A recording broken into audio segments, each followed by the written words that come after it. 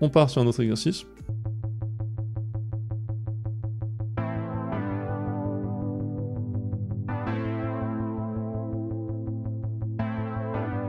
On vous dit soit f est une fonction continue de 0 à 1 dans R, établir la relation suivante. Bon, et on voit déjà venir la question 2, un peu horriblement badante, où il y a en déduire la valeur 2. Donc on s'interdit pas de réfléchir. On regarde, on voit que ça, tout de suite, on démontre ici quelque chose sur une fonction, en général, t fois f, une fonction de sin, et on dit on peut se débarrasser du t en se débrouillant. Ok, ici je vois que j'ai mon t, enfin mon x, j'ai mon truc, fois... Est-ce que tout ça, c'est une fonction de sin? Moi, je commence, même avant d'avoir fait l'exo, je commence à réfléchir, à me dire, attends, f de u, disons, ici, c'est quoi?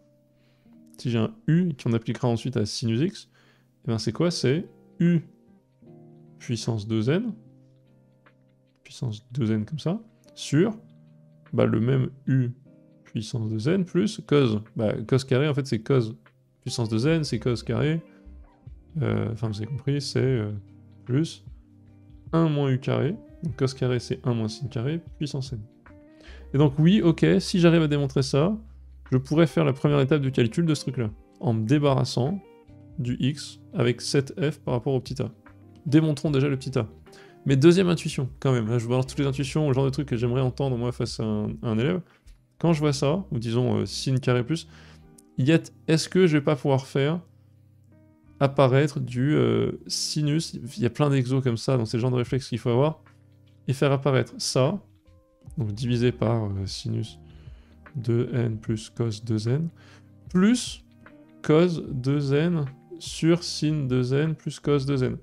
Pourquoi je pense à ça? Parce que bah, si je fais la somme des deux, ça fera 1, et je sens que ça c'est possible. Si ça fait ça plus ça fait exactement ce qu'il y a en dessous, au-dessus, donc ça fait 1. Et je sais que c'est possible de jouer un peu avec ce genre de truc, transformer en sin en cos, avec des changements de variables. Donc là tout de suite, c'est tout le réflexe que j'ai en tête qui arrive. J'ai ça, plus les changements de variables. Alors il y en a plein, il y a pi sur 2 moins x, pour transformer les sin en cos. Il y a pi moins x, qui laisse invariant les sinus. Ça c'est sin devient cos. Là c'est sin reste sin. Et voir, bon, tangente θ sur 2. C'est un autre type de changement de variable avec les intégrales et les sin.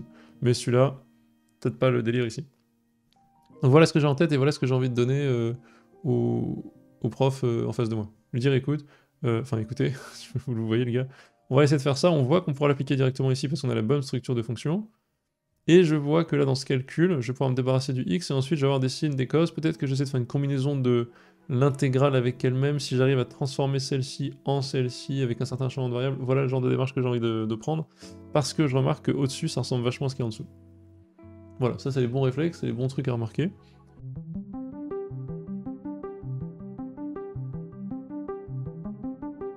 On est parti, on va déjà essayer de faire la A, et puis on verra comment appliquer tout ça sur la suite. Donc, intégrale entre 0 et pi de tf de sinus t égale intégrale entre 0 et pi de la même chose, sauf qu'il y a un pi sur 2 qui est apparu.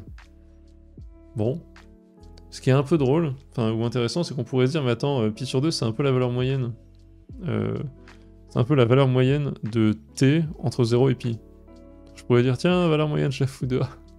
Ça pourrait être une approximation de ça. Mais apparemment, là, il y a une égalité. Et dans ce cas, on va essayer de voir ce qu'on peut faire.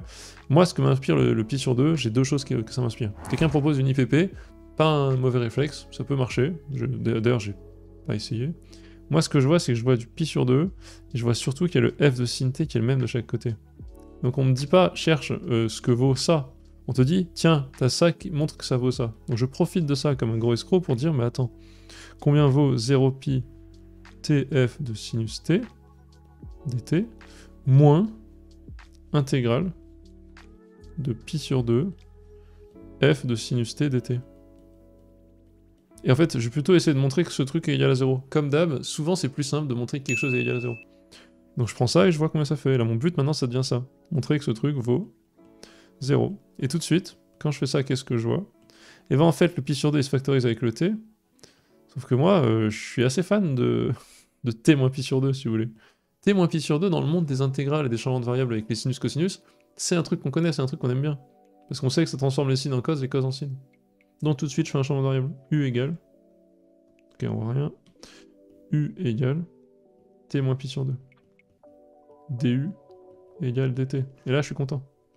Parce que je me dis, je sais, je peux faire quelque chose. Donc c'est l'intégrale entre... Alors on a dit, on enlève pi sur 2, donc ça fait 0 moins pi sur 2. Pi moins pi sur 2, bah, c'est pi sur 2. Ça, c'est donc u. Et f de bah, sinus de t moins pi sur 2. Alors c'est pas pi sur 2 moins t qu'on connaît, c'est l'autre. C'est pas grave. On regarde comme ça et on me dit, bah, attends, c'est quoi ce truc-là?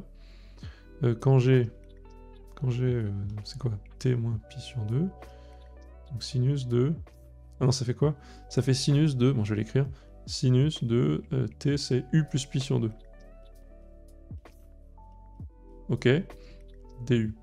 Sauf que sinus de u plus pi sur 2, si vous le connaissez pas par cœur, ça se retrouve. J'ai u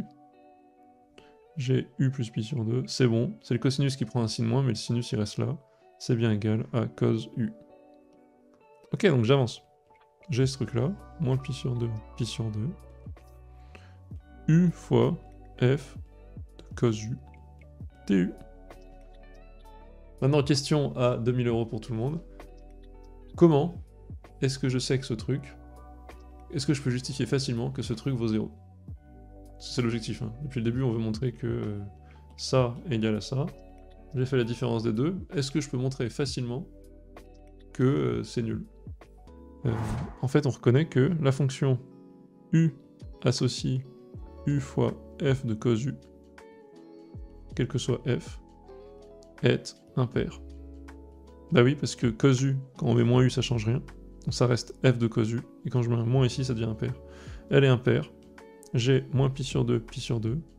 Donc j'ai une fonction impaire sur un intervalle symétrique. Ça fait 0. Et là, c'est démontré.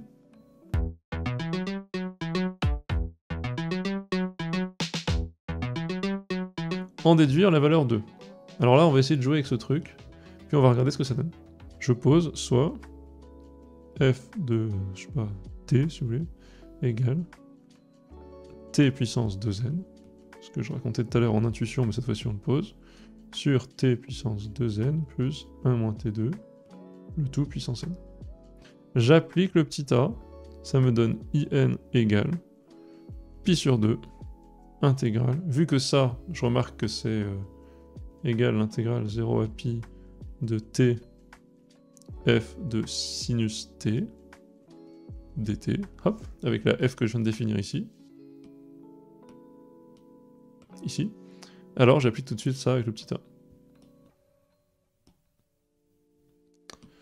Alors, ça fois sinus 2n x sur sinus 2n x plus cos 2n x dx entre 0 et pi. Et là, je suis content. Je m'accroche à mon intuition de tout à l'heure. Mon intuition, c'est, allez, à coup sûr, c'est un machin, ou si je peux... Enfin, c'est ce genre d'intégrale, ou si je peux faire la somme avec elle-même, et en fait, elle-même, elle peut s'écrire aussi avec un cos. En gros, je vais m'en sortir. En gros, je sens que là, peut-être que si je peux réussir à dire que je fais un petit changement de variable qui me donne in en fonction du cosinus, je vais être content. Donc je vais le faire tout de suite, je vais le tenter, c'est une des premières intuitions qui me vient, donc j'ai envie de le poser. J'ai envie d'écrire u égale pi sur 2 moins x. Donc ça, je vais faire du égale moins dx. Alors, on va pas oublier ce moins, je le fais tout de suite. Égal. Donc j'ai un brave pi sur 2. Alors 0, ça devient quoi? Moins 0, ok, plus pi sur 2, donc pi sur 2. Et moins x, donc moins pi, plus pi sur 2, bah moins pi sur 2. Bon, il est à l'envers, mais c'est pas grave. Donc j'ai un moins qui va revenir du du dx. Et ensuite, j'ai sinus x qui devient sinus pi sur 2 moins x. Enfin, sinus x, ça devient sinus pi sur 2 moins u, ok, c'est cos u puissance 2n. Sur cos u puissance 2n plus sinus u puissance 2n du. Le signe moins me dérange, donc je change, juste le signe moins va venir compenser le changement de borne entre moins pi sur 2 et pi sur 2 de cos u puissance 2n sur, pareil, cos u puissance 2n plus sin u puissance 2n du. Et donc là, malheureusement, je suis un peu embêté, parce que toute ma stratégie de « allez, je fais un petit changement et je retrouve la même intégrale », en gros la même avec du cos à la place du sin en haut, ça va marcher, mais en fait, je suis entre 0 et pi de base, et là, je suis entre moins pi sur 2 et pi sur 2. Donc c'est un peu gonflant. Je me dis, attends, c'est relou, moi je voulais du 0pi pour pouvoir faire une addition, faire un truc astucieux. Bah, premier truc qu'on remarque, c'est que ça, vu que c'est en puissance carrée, là, en gros, vu qu'ici il y a une puissance carrée, j'ai une fonction qui, si je mets moins u dedans, reste la même. Donc j'ai une fonction qui est paire. J'ai une fonction paire, donc qu'est-ce que je peux dire sur une fonction paire? C'est que j'ai pi sur 2 fois 2 fois, vu qu'elle est paire, alors quand elles sont impaires, ça annule complètement l'intégrale, mais quand elle est paire, je me rends compte que c'est 2 fois l'air, entre 0 et pi sur 2, de cos 2n de u, etc., etc. Sur cos u puissance 2n plus sinus cosine 2n. Puissance 2n, hop. Sinus u puissance 2n du. Donc déjà, c'est pas mal, c'est un petit peu mieux. Maintenant, ce que j'ai envie de faire, moi, c'est de dire, bon, j'y suis presque. Je vais essayer d'écrire in plus in égale, pour essayer de forcer un peu l'idée que j'avais, qui est de dire, bon, pi sur 2 fois... Donc je commence avec l'écriture là-haut. Intégrale entre 0 et pi, bon, c'est un peu relou.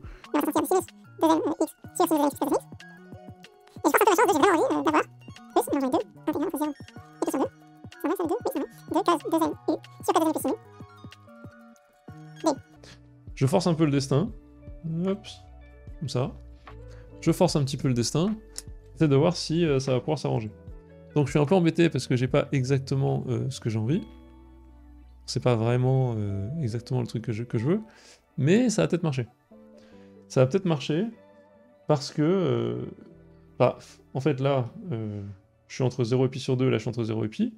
Je me dis, bah, je peux commencer à améliorer mon estimation, là, enfin mon approche, en séparant en deux la première intégrale. Vraiment, je force complètement mon truc, mais je la sépare en deux pour dire, bah, je prends entre 0 et pi sur 2. Que celle-là, je sais que je vais pouvoir l'additionner à l'autre et je vais être content. Donc je prends entre 0 et pi sur 2, 2, alors je commence à avoir marre, je vais juste faire un copier-coller si ça me dérange pas, dupliquer ça, hop, de ça, plus, bah alors celle-là, elle va peut-être m'embêter, on va voir ce que je peux faire avec, pi sur 2 de celle-ci, donc c'est la même, hein, hop, dupliquer ici, à laquelle j'ajoute les deux, intégrale de 0 pi sur 2, de ce truc-là. du. Bon bah déjà, celle-ci et celle-ci, je peux en prendre une. Alors j'en ai deux ici, mais je peux en prendre une, la mettre là, et je sais que ça me fera un truc du genre, bah ça plus ça fait le dénominateur divisé, enfin le numérateur divisé par le dénominateur qui est le même, ça va marcher, ça va faire 1. Le seul dernier point qui m'embête, en tout cas le dernier point ici, ça va être ça. Celle-ci, je vais l'appeler JN, qu'est-ce que je lui fais?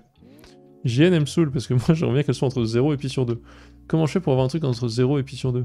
Il faut que je fasse... il faut que je garde du sin pour pouvoir dessiner avec ce cos ici, ils vont sortir. Et donc, si je fais du pi sur 2 moins x, je vais un peu retourner en arrière, il me semble, parce que j'ai déjà fait ça ici. Oui, en fait, je vais retourner en arrière et je vais retrouver un truc comme ça, et je vais me retrouver en fait à avoir quelque chose qui s'annule. Donc ça sert à rien, je vais juste retourner sur mes pas. Par contre, si je veux garder le sin, il suffit que je fasse une invariance de sin, dont j'ai parlé tout à l'heure, il y a les classiques, c'est là. Je vais tenter un pi moins x. Dans JN, je vais faire un petit... comment j'écris ça?